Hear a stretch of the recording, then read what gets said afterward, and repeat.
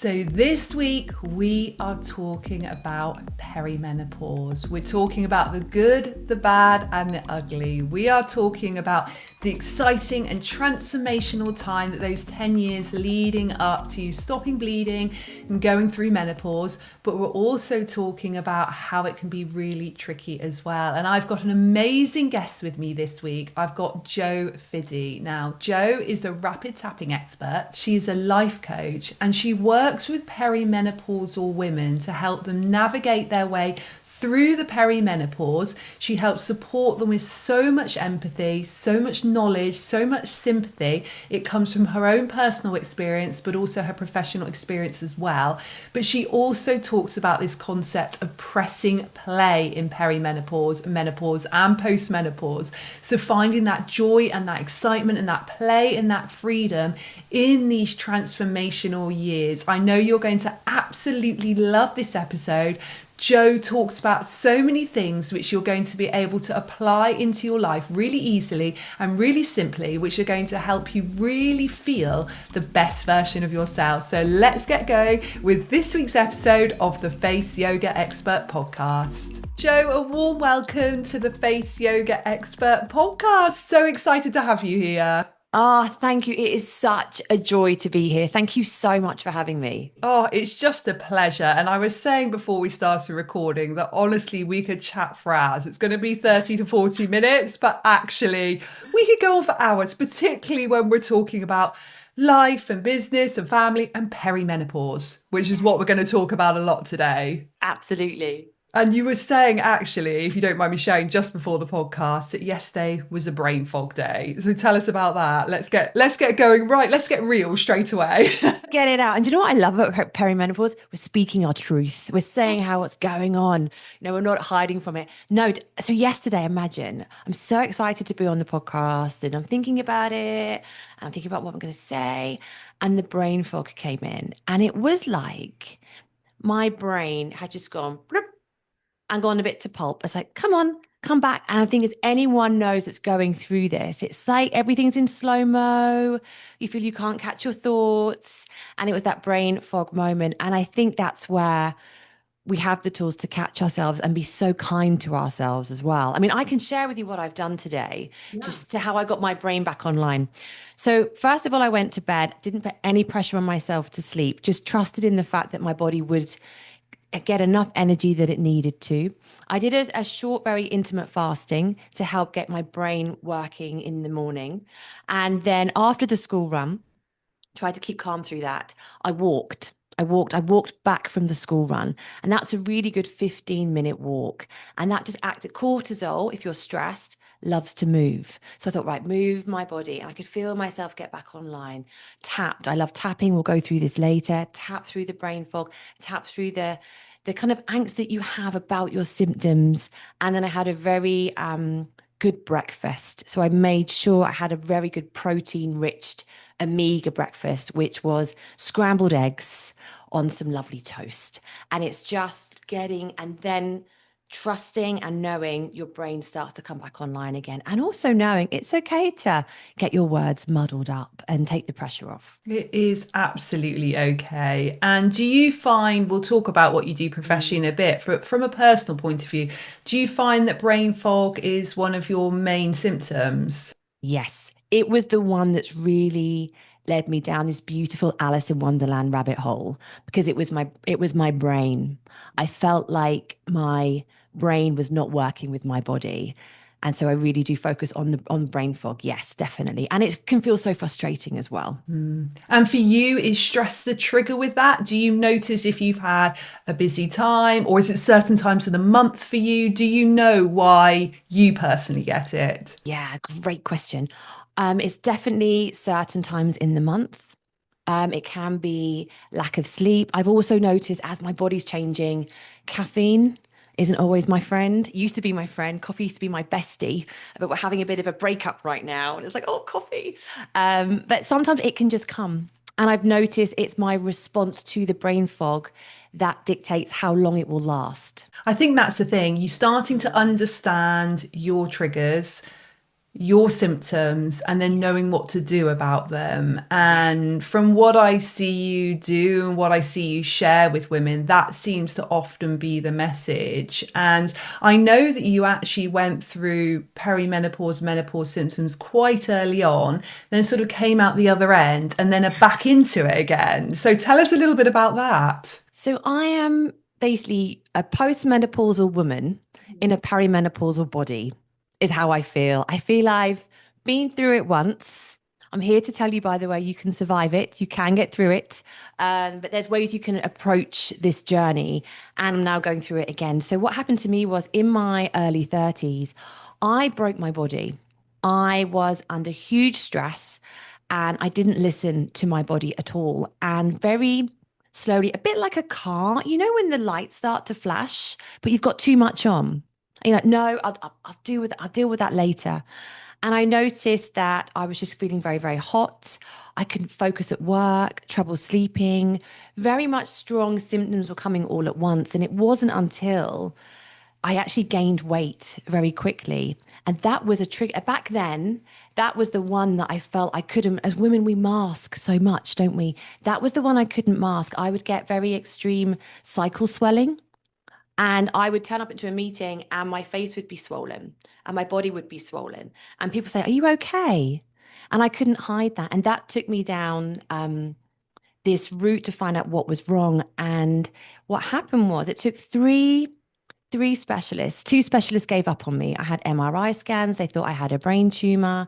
They thought there was something really wrong. And then when they couldn't understand it, they just gave up on me. And they said, you know what, this is how you're going to be.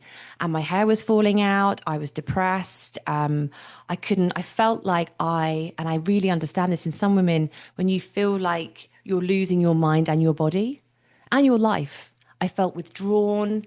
And I came into this hole really. And I finally found a third specialist because I wouldn't give up. And he just said, looking at all my blood work, he was like, you're in the menopause.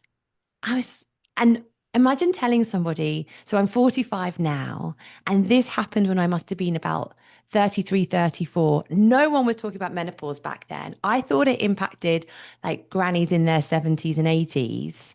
And so what happened was so much stress I'd put my body under. I was going through a divorce. I'd lost my dad. I had a high pressure job that I love. And consequently, I found out my brain had stopped talking to my ovaries. And this is how my specialist described it. And my whole body had shut down. And I was in a menopause state for around 3 to 4 years and many years to come out of it. And they didn't know if I would come out of it. A specialist thought, you know what, let's just be innovative. Let's think outside the box and let's see if this is temporary or not, because we didn't know back then. Wow. And your periods have stopped during that time? Yes, completely stopped. Everything. It was like my specialist described it as someone had snipped my pituitary gland, which I now know how essential that is to being a female. And it was like, so everything else is like everything else had shut down. So thyroid was completely kind of kaput, adrenal burnout, ovaries to stop. I stopped my periods. Everything had just kind of. And I was also bathing in cortisol. My cortisol was incredibly high. Gosh, that is a lot. And prior to that, had you been on the contraceptive pill or anything like that that would have sort of changed your hormones? That's such a gorgeous question. I don't know the answer to that, if I'm honest. I was on, yes, I was on the pill, Yeah. I would say, but I came off, I really can't, I kind of came off everything when this all started, because it's like, we have to do something. Let's just come off and see what's going on. But it was extreme stress. Cortisol really, I can just is such a disruptor. Yeah. It's such a disruptor. And I think we don't realize the impact it can have throughout our entire body. I mean, absolutely. And then as you started to heal yourself, rebalance, lower that cortisol, your periods then started coming back? Yes, it was. So I'm a big fan of epigenetics, where you can, and I didn't know it at the time, but where you can change your genes based on your environment. And I completely changed my life. I changed how I was eating, how I was drinking, how I was dealing with stress. My version of dealing with stress back then was I probably drank way too much than I should have. And also, I was going to the gym at 5 a.m. and doing spin classes to try to lose weight and upping the cortisol. So, really, it was slowing a bit down, but we'll talk about a bit more about press play, but pressing play on me and doing things that light me up, that make me happy, and prioritizing my health and happiness. And I became the biggest anxiety and cortisol nerd you can imagine. I mean, I'm a huge brain nerd as you'll hear as we go, but I just need to understand what's going on. And that led me into tapping as well, because that was what really helped me. And do you remember when your period first came back, that day when the bleed came and you were like, it's back? Do you know, actually, just to rewind that, what was even more shocking, I remember, so I also went to India. I just took time off by myself. It was when I laughed for the first time. And I realized I hadn't laughed in about 4 years. Oh my goodness. That's when I knew I was starting to heal, because I suddenly was all on my own. I was swimming and I just started to giggle and laugh. And I was like, oh, and I thought, oh wow, that hasn't been an emotion that I've experienced for a very long time. And then yes, consequently, yeah, I suddenly started to have my period come back maybe a couple of years later. I remember just being a little bit shocked and being straight on the phone to my specialist going, I don't understand what's going on. And then also, because obviously we speak our truth here, I then was told I could never ever have children. And both of my children were a surprise. And that's another way I found I had healed, because suddenly I was pregnant.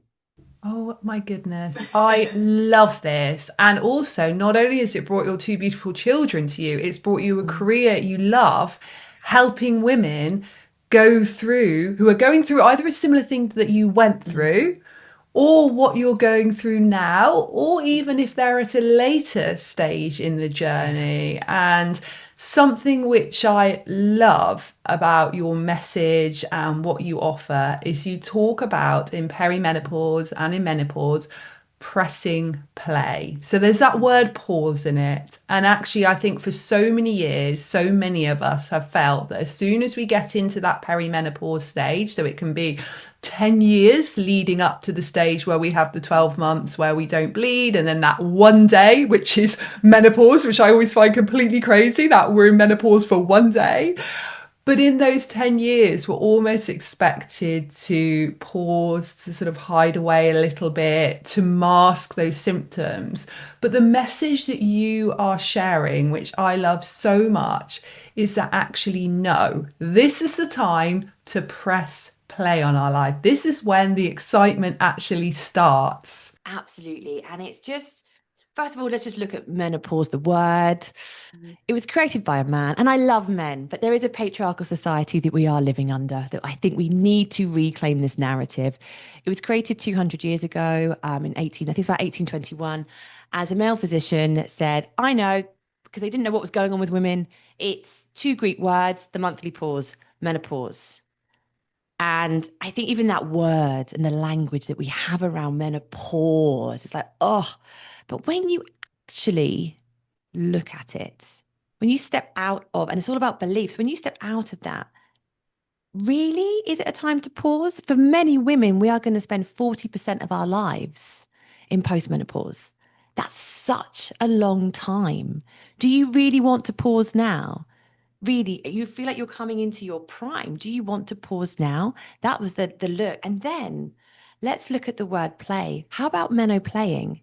How does that sound? And looking at play, actually playing, saying yes to ourselves, choosing ourselves. If we look at play in the fun element, when we go through perimenopause, actually, when estrogen is declining, going up and down, she takes with her dopamine, GABA, serotonin, they're happy hormones.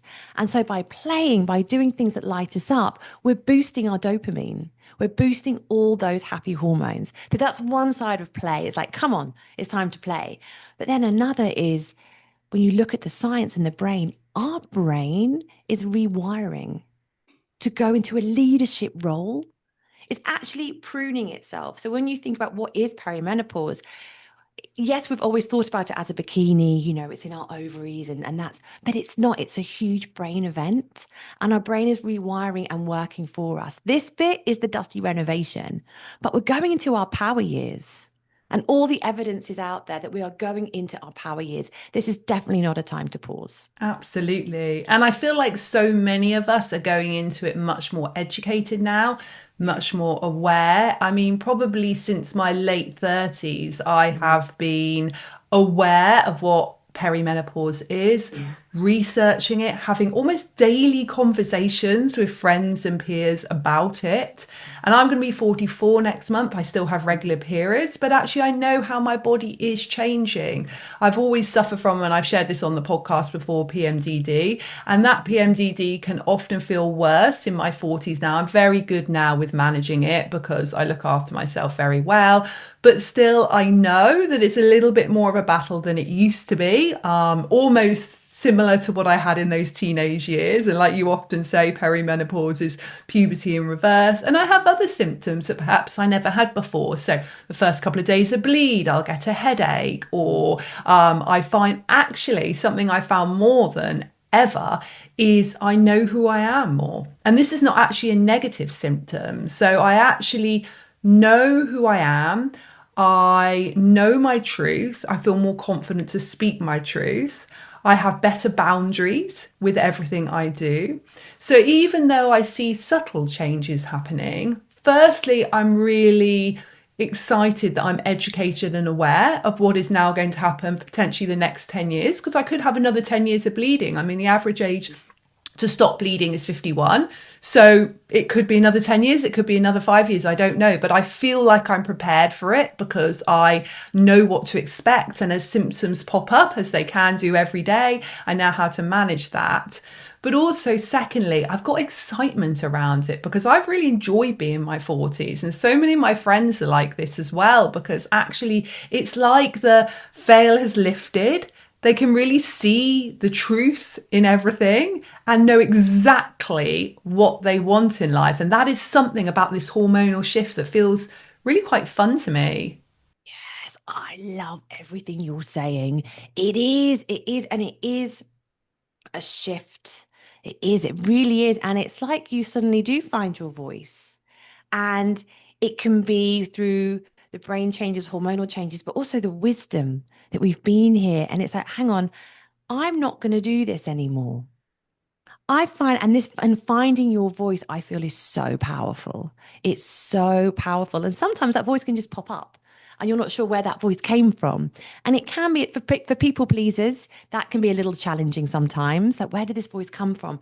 But it's all about strengthening your boundaries. Who am I? How do I want to dress? Who do I want to be? It's a whole new chapter. I talk about a whole dance floor. I love a disco ball, but I say it's not the last dance, it's a brand new dance floor. And it really is not the end. It's a really fun time. It is. It absolutely is a fun time. But I know there'll also be many people listening or watching that are saying, Jo, for me, it doesn't feel like a fun time. I'm actually really struggling mentally, really struggling emotionally, really struggling physically. What do I do? Where do I start? Yes. I mean, and I'm so happy you said that because also I've been through both stages. And I still, I do have days. I'm, 45. I'm really in the perimenopause as well. And there are days when it does feel, I think there's one day where I just thought, do you know what? I just want to blow up my life. And I was just like, I'm done. But then you realize that this can shift. I think the first step of all is awareness, is awareness, and start to monitor your hormones, but your emotions. For instance, if you have a partner, for instance, it's, and as we joke about it, like, oh, I hate him, whatever it can be, but it's like, do you feel this way all the time? Do I feel like this? Because hormones are on a bit of a tap. They do come and go. They go up and down. It is up and down, and start to notice: do I feel this way all the time, or is this perimenopause? So first of all, it's sometimes it can really help to take a moment, to take a breath, about, hang on, this isn't me, this is my hormones. On just the smallest observation that you can take. I would also say, if you are struggling, please speak to your medical team. I always share this. Please do speak to a medical expert, just to speak to them about how you're feeling. If you feel that you are so down and you are really struggling, we are not living our mother's menopause anymore or our grandmother's menopause anymore. We are living a brand new version. In fact, there's so much information out there. It's like the golden year of menopause, I would say. It's the best time to be in perimenopause. Even though women's health is a bit behind, we know more than we have ever done. One technique that I just love, and this helped me so much when I was struggling, when I was depressed, when I had my anxiety, that can be a one for people. They might find that they feel more anxious than normal and the brain fog and not recognizing who they are anymore, is I found tapping. So tapping for me helped me because it worked on how I felt on the inside. I could not talk my way out of it. I was seeing therapists, and yes, they help, but it didn't help me. But tapping helped in my body. It helped with the anxiety. It helped when I felt down. It helped on those blue days. And it helped with my energy and my memory. And what tapping is, it's emotional freedom techniques. And also, I'm also trained in rapid tapping. I've been a practitioner for 8 years in tapping. And it works on tapping on acupressure points on the body while saying how you feel out loud. Again, speaking your truth. But what I found when I went deeper into the female brain and what's happening in the female brain, and also then mapped it out to tapping, tapping works on the exact same areas of the brain that are influenced by estrogen and are going through changes. So hippocampus memory, that brain fog, your prefrontal cortex, decision making, the lymphic system, which is your emotions, your amygdala, that's the alarm center. All of these are impacted by estrogen. And so what tapping does, it also lowers cortisol, which within the brain, there's the HPA axis, the hypothalamic pituitary axis, adrenal axis. And what's happening is that's also being shaken by perimenopause. So if you are feeling more stressed, what tapping does, it can support lowering of cortisol, which impacts those parts of the brain, but it can help with memory. It can help you feel better. So working with a practitioner, I would say, can really support your symptoms. Absolutely. I mean, it's fantastic. I do it myself. I've done one of your sessions, which are fantastic, and I can highly recommend. And what I love is you do tapping with your clients, but actually it's very holistic. So you're bringing in coaching, you're bringing in life coaching, you're talking about what's going on now, you're talking about things that perhaps need to come up from the past, if the client feels comfortable to do that. So actually you're really looking at quite a holistic approach. And I love that it's very down to earth, but also you're bringing in many years of your own personal experience, but also professional experience. And as we talked about earlier, you're bringing in that little bit of excitement and play as well. The bit that all of us can forget, really. And I know even for me, every day, if I could just bring a little bit more fun, a little bit more laughter into my life, how much that would not only reduce the cortisol, so it's actually having medical benefits, physical benefits, but also how it can feel a little bit more lighthearted. So although it is no joke when women are suffering from perimenopause, menopause, postmenopausal symptoms, it can be very debilitating and very lonely.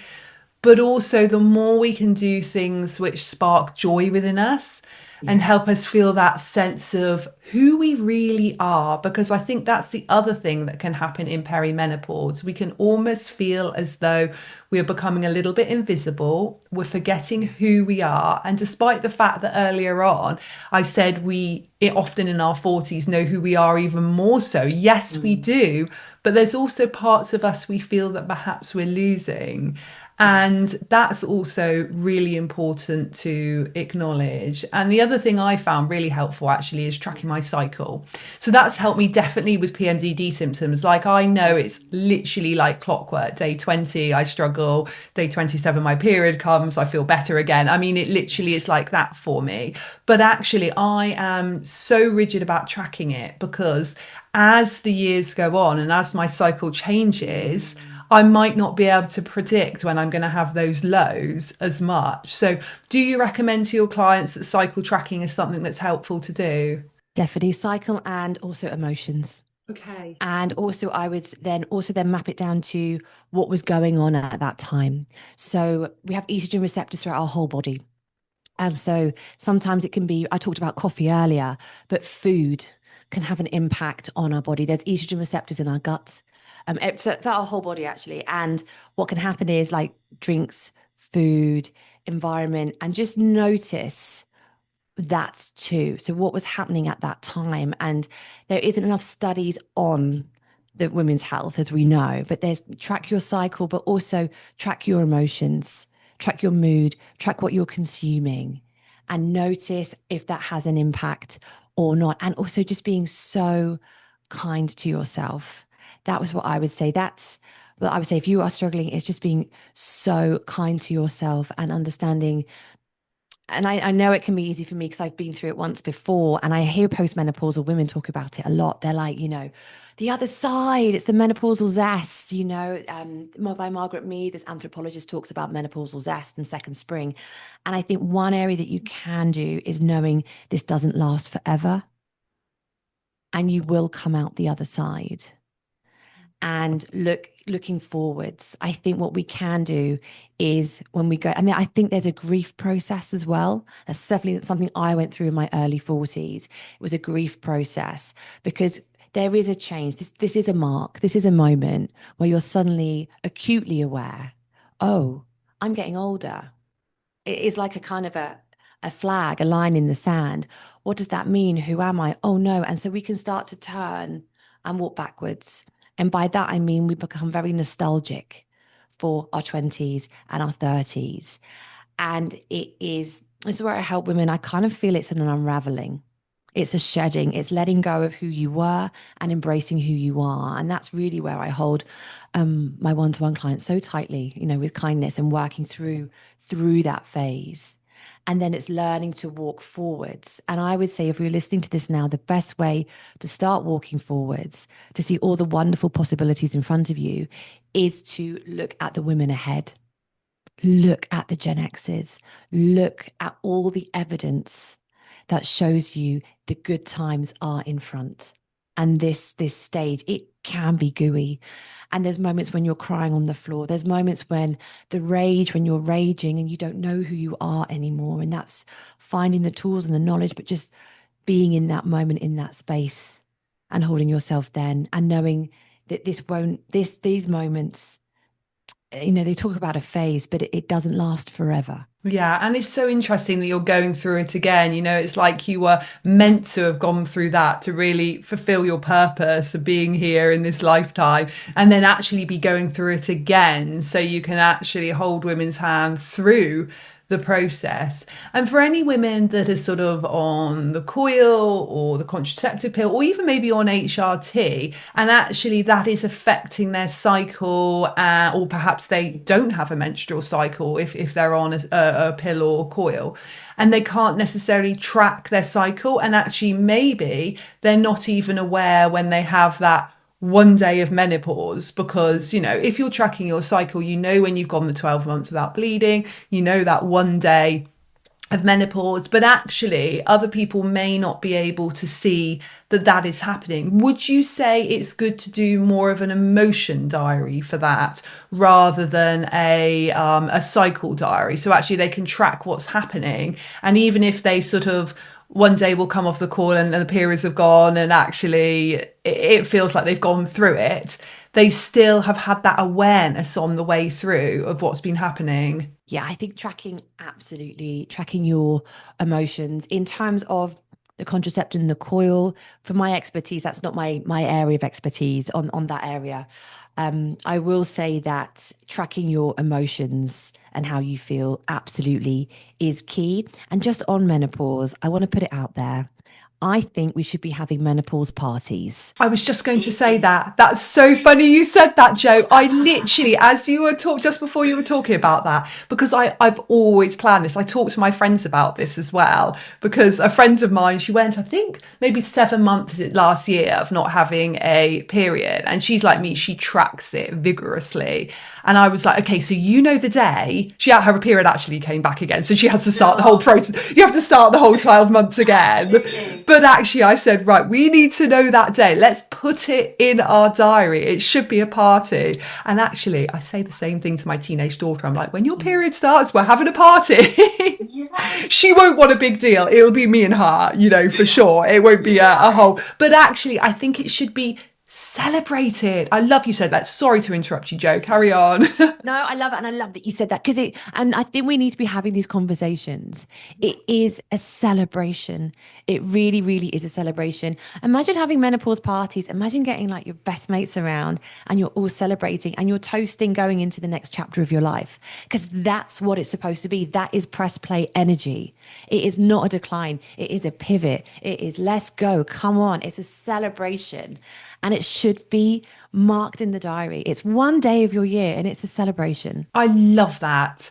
So if you were to give 3 tips for anyone going through perimenopause symptoms at the moment in terms of what they could just really do to nourish themselves, look after themselves, feel good in their mind and body. So real sort of like back to basics approach, but really things that move the needle and make a difference. What would those 3 things be? I think number 1 would be look at your stress levels.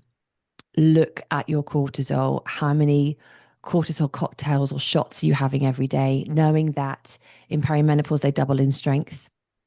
And look at your stress level. Look at what you're holding on to. And if you can, look at what you can let go of, or what do you need? Do you need more moments by yourself? Do you need to bring in rituals now that support your cortisol levels? Cortisol, I would say, is probably number 1, and looking at managing that. I would say number 2 is totally is nutrition. Look at your nutrition, explore your nutrition. And it is, you don't need to buy all the fancy things. And when you look at it, it really is quite basic, which is great. It's simple. So it is, cutting out those processed foods that are full of chemicals, knowing that, how your body processes sugar and all those sweets, how that processes in your body, bringing more wholesome foods in, bringing in more proteins and nourishing yourself in that way. And the third, I would say, is a bit of 2, obviously tapping. I'm going to have to say tapping, but we talked about tapping before. But really looking at your beliefs around aging and menopause. I call it your belief soundtrack, and it's looking at your beliefs. And really, if you are sitting there, and I've been there, where you're sitting there, you're thinking, I thought it'd be better than this. I thought the best days feel like they're behind me. I really do. Take a moment. First of all, just be aware of how you're feeling, but start to look in front slowly. Start to find the evidence. Your brain loves it, but start to find the evidence that it's not the last days. Look at people in front of you who are achieving great things. Look at the Gen Xers who are up there. Look at the menopausal zest women. And if you were to share one final tip, and it might be something you've already said, or it may be one other thing that you want to share, but a way that women in their 40s and 50s can really feel a sense of inner peace, what would that be? I would say it's pressing play on you. It's saying yes to the desires that you have inside.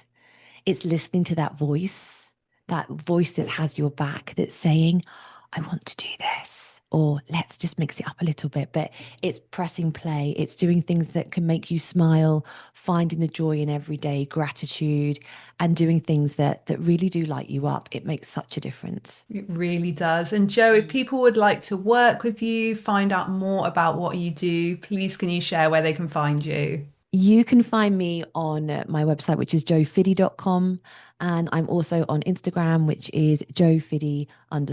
And we will put all of that in the show notes for you so people can click straight through and hear more about your wonderful advice and tips and your press play movement, because it really is a movement. It's wonderful. It's exciting. And I feel privileged to be able to hear these tips and advice from you and be part of your press play movement as well. So Jo, thank you so much for that. And thank you so much for being a guest on the podcast today. Thank you so much for having me. It really has been such a joy. Thank you.